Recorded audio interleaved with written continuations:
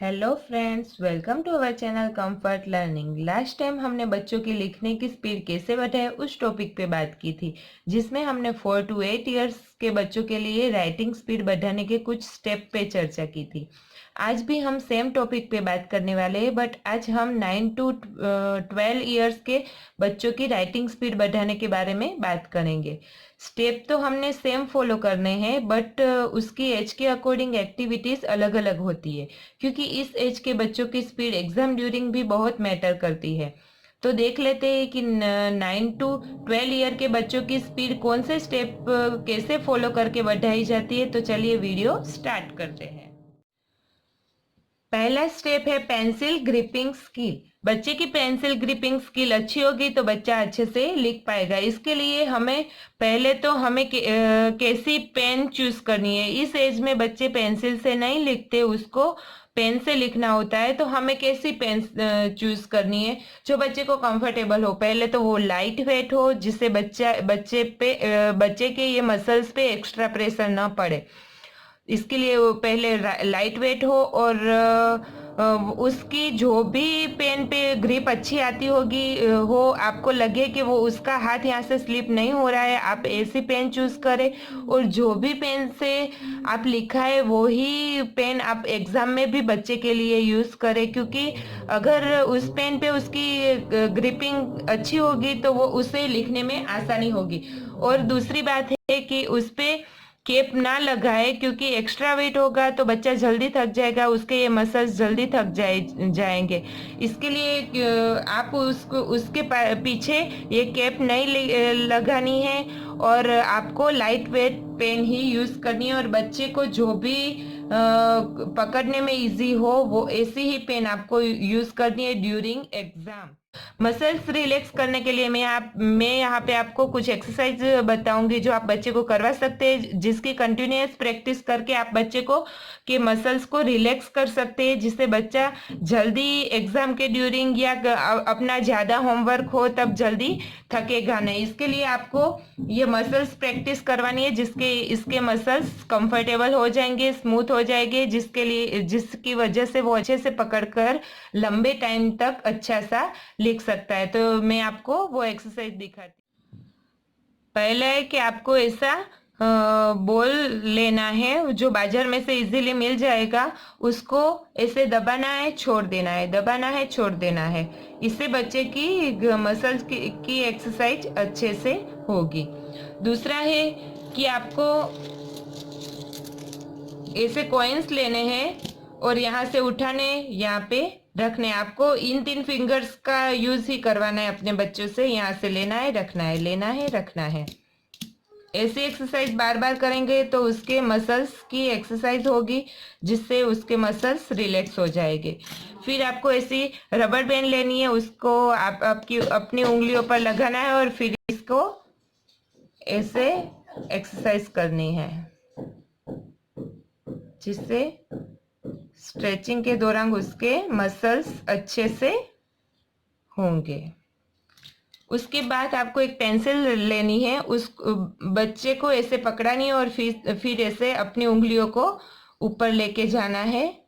फिर बस आपको इन 3 फिंगर्स को ही यूज करना है, और ऊपर नीचे आप ऐसे एक्सरसाइज बच्चों को करवा सकते हैं। और लास्ट में कोई आपको ऐसा पेज लेना है, उसका कोई एक टुकड़ा लेना है, और फिर इसको अपने इन 3 फिंगर से उसको बॉल बनाना है और रख देना है। दूसरा टुकड़ा लेना है, इन 3 फिंगर्स को से उसका बॉल बनाना है, और फिर बॉल बना के उसको रख देना है।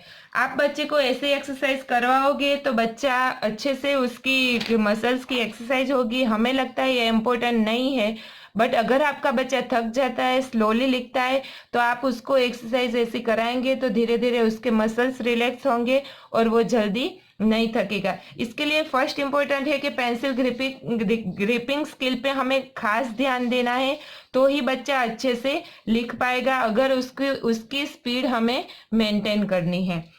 दूसरा है रेगुलरली प्रैक्टिस। हम इस एज के बच्चे को पैराग्राफ राइटिंग करवा सकते हैं, वो भी टाइमर के साथ, टाइमर के बिना नहीं। हम इस एज के बच्चे को जो 9 to 12 ईयर्स का है उसको टाइमर के साथ उसको लिखाना है, पैराग्राफ राइटिंग कराना है और बच्चों को बोलना है कि आज किया है, आज जितना टाइम तूने लिया है कल उससे थोड़ा कम होना चाहिए। बस आपको उसको ट्राई करने के लिए इनकरेज करना है। धीरे धीरे वो ट्राई करेगा और धीरे धीरे वो टाइमिंग कम होता जाएगा, जिससे उसकी स्पीड बढ़ेगी। तीसरा है आई हैंड कोऑर्डिनेशन। आई हैंड कोऑर्डिनेशन का मतलब है वो क्लासरूम में ब्लैक बोर्ड पे, उसको मैंने अगले वीडियो में बताया, ऐसे देखकर लिखना होता है या कोई बुक में से लिखना होता है। तो आप ट्राई करें कि बच्चा 2-3 वर्ड्स एक साथ ही देख ले, उसको अपने माइंड में फिट कर ले और फिर वो 3 से 4 वर्ड्स वो अपनी नोटबुक पे एक साथ लिखे। जितना ज्यादा वो पढ़कर लिखेगा उतनी उसका टाइम वेस्ट नहीं होगा कि एक वर्ड्स उसने आई देखा, यहाँ पे आई लिखा, हैंड देखा, हैंड लिखा, ऐसा नहीं। आई हैंड कोऑर्डिनेशन उसको साथ में पढ़ना है और माइंड में फिट करके वो वर्ड्स पूरा सेंटेंस, हाफ सेंटेंस उसको एक साथ ही लिख देना है। इसके लिए आई हैंड कोऑर्डिनेशन एक्टिविटी बहुत ही इंपॉर्टेंट है, जो प्रैक्टिस के आधार पर उसकी स्पीड बढ़ेगी। चौथा है प्री लर्निंग। ये भी बच्चे को हम करवा सकते हैं कि जो भी टॉपिक के बारे में कल उसकी मैम उसको सिखाने वाली है, उसका थोड़ा बहुत हम उसको उस टॉपिक के बारे में नॉलेज अगले दिन दे सकते हैं, जिससे बच्चे को बहुत सोचना ना पड़े, क्योंकि उसके टाइम वो टॉपिक उसके लिए बहुत ही नया होता है। तो उसको इतना क्लियर नहीं होता माइंड में कि इसके रिगार्डिंग क्या क्या होता है। अगर उसके रिलेटेड कुछ हम टिप्स या कुछ ऐसा नॉलेज हम अगले दिन दे सकते हैं तो बच्चे को दूसरे दिन इजी होता है। इसके लिए हमें थोड़ी तैयारी करनी होती है, तो प्लीज प्री लर्निंग पे ध्यान दें, जिससे बच्चा इजीली दूसरे दिन वो जो टॉपिक है वो कैचअप अपने माइंड में कर सके। दूसरी बात हमें ये ध्यान रखनी है कि बच्चे की स्पीड हमें बढ़ानी है, पर स्पीड बढ़ाने के साथ उसकी हैंड राइटिंग स्पॉइल ना हो, ये भी ध्यान रखनी है। अभी तो स्पीड बढ़ाओ करके इस एज के बच्चे पर हमें हैंड राइटिंग में भी ध्यान देना है। वो स्पीड बढ़े, उसके साथ साथ उसकी हैंड राइटिंग भी अच्छी होनी चाहिए। स्पीड के साथ हैंड राइटिंग बदल जाएगी या फास्ट लिखने से बुरी हो जाएगी तो उसके मार्क्स भी एग्जाम में कर सकते हैं। तो इस एज के बच्चे को हमें हैंड राइटिंग पे खास ध्यान देना है। दूसरा है कि उसके जो भी लिखता है उसकी फॉन्ट की साइज ज्यादा मोटी भी नहीं होनी चाहिए और बहुत छोटी भी नहीं, उसको नॉर्मल साइज में लिखना है, जिससे उसका टाइम भी बचेगा और उसके मसल्स भी टायर्ड नहीं होंगे। हमें ये स्टेप फॉलो करने हैं। मैंने जो एक्सरसाइज बताई है वो आप बच्चे को करवा सकते हैं मसल्स रिलैक्स कराने के लिए।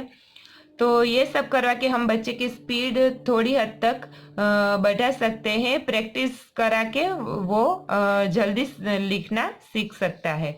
तो आई होप आपको मेरा ये वीडियो अच्छा लगा होगा। तो प्लीज अच्छा लगा हो तो प्लीज लाइक करें, शेयर करें, सब्सक्राइब करें और साथ में दिए गए बेल आइकन पर क्लिक करें, जिससे मेरे लेटेस्ट वीडियो की अपडेट आपको मिलती रहे। Thanks for watching.